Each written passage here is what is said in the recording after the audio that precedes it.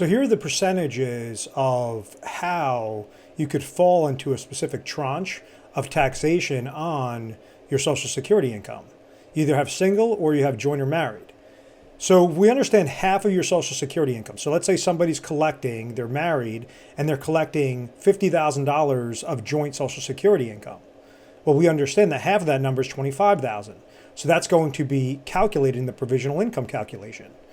If they also have a modified adjusted gross income of, let's say, an additional $25,000, well, we take the $25,000, which is half of the 50, plus the other $25,000 of the modified adjusted gross income, and the combination of both of those will bring it to $50,000 in that example. So if we look at the chart, we understand that anything on a provisional income stance over $44,000 for a married couple would be taxed at 85%. So what happens is out of that $50,000 benefit, 85% of it has to now carry over into the marginal tax rates and then be taxed on that individual's marginal tax rate.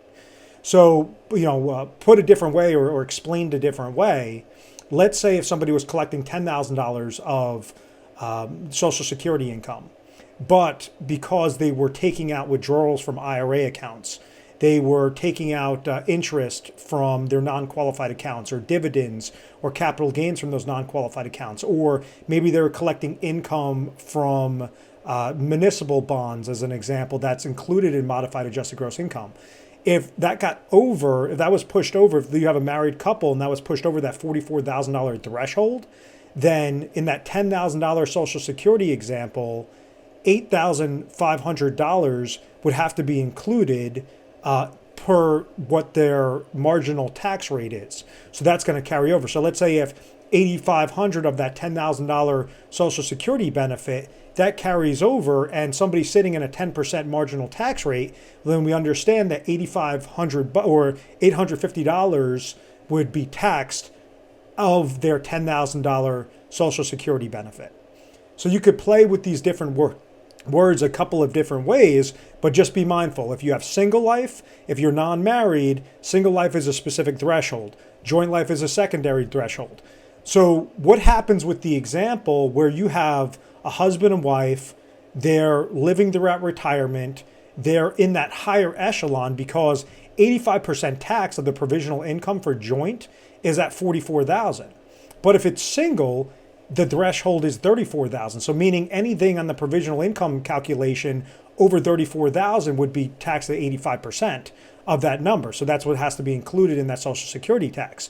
But if you have husband and wife that they're living, also one spouse passes away, and they're right at, let's say, that $40,000 threshold of the Social Security, the provisional income, well, typically they would only have half, 50% of their Social Security income would be taxable or be subject to that marginal tax rate. Well, because that one individual passed away, if that surviving spouse is now at the 40,000 marker, they now have to sit into the single life portion, and that would be over the $34,000 threshold.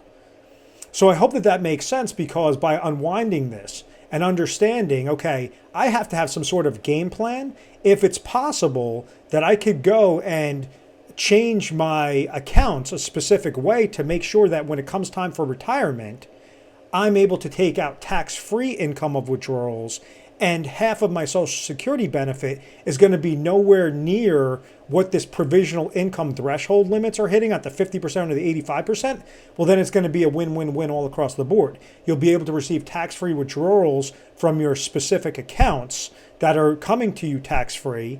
And then on top of it, because you're underneath specific thresholds of half of the Social Security income would be underneath that provisional income threshold, that could also make your Social Security income tax-free. So you want to be very careful and tread lightly when it comes to taking distributions from your accounts to make sure that you could give the least amount of taxes to Uncle Sam through your Social Security taxation. Also, the frustrating part about this is this law changed in 1984, and the single threshold and the joint threshold was exactly the same, has not changed since 1984. So what that means is for a single individual that has a provisional income with less than $25,000, they would be at that 0% tax rate. If they had over $34,000, they would be at the 85% tax.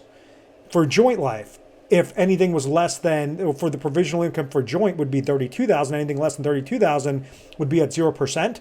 Anything over 44,000 would be at 85%.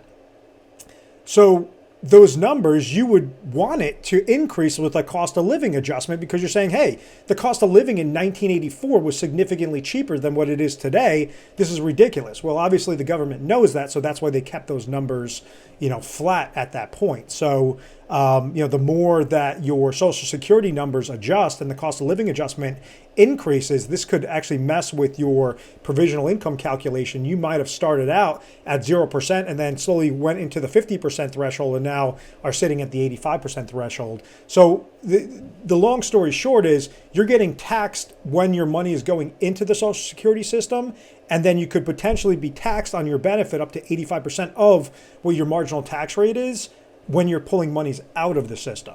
So I'm going to go over some different strategies and tricks to try to prevent that, or see what is possible so that it could alleviate a large tax burden for your situation when you're trying to leverage the Social Security income as a type of ultimate retirement benefit or optimized retirement benefit.